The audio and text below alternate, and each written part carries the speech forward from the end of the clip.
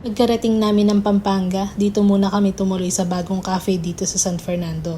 Ito ang pinakamalaking cafe dito sa Pilipinas sa ngayon.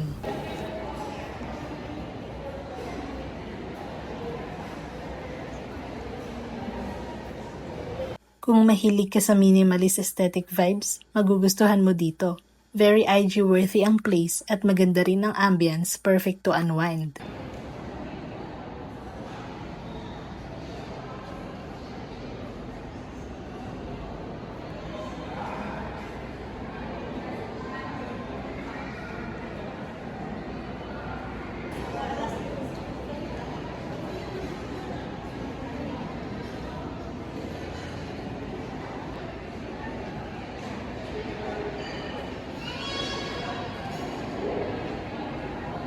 Marami silang iba't ibang klaseng upuan dito.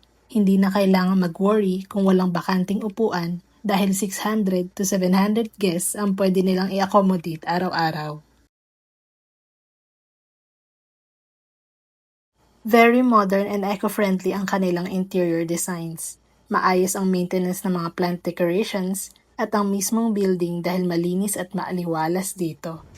Mapapawaw ka rin sa malaki nilang LED screen na nakalagay sa center ng cafe na may iba't ibang backgrounds na pwede mong papicturan.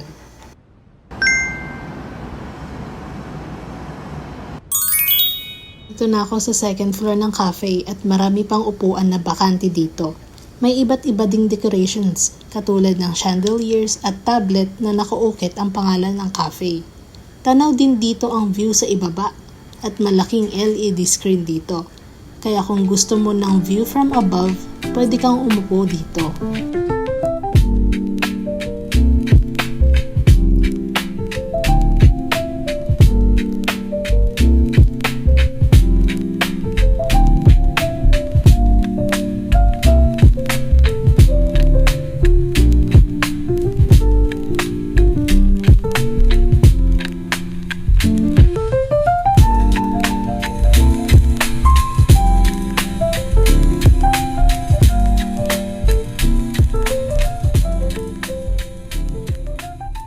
Alam kong busog na ang mga mata mo sa ganda ng view dito sa cafe. Pero dito naman mabubusog ang tiyan mo sa dami ng pamimilian sa kanilang bread and pastries. Ayan.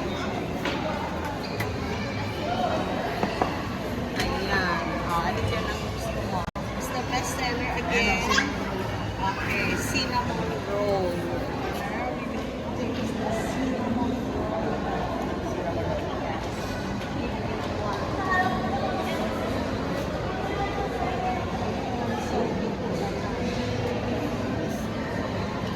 Anything else, ma'am?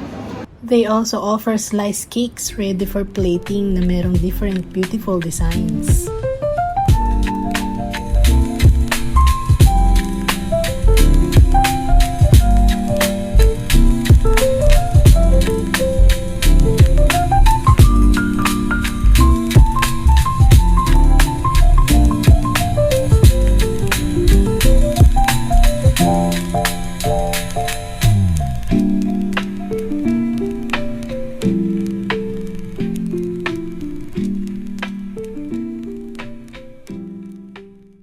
Roll naman, para siyang full of powdered milk.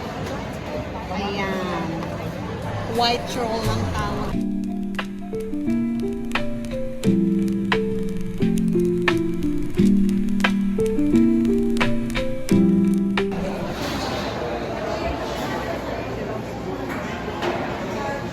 Dito sa counter, pwede mag-order ng kahit anong drinks na gusto mo.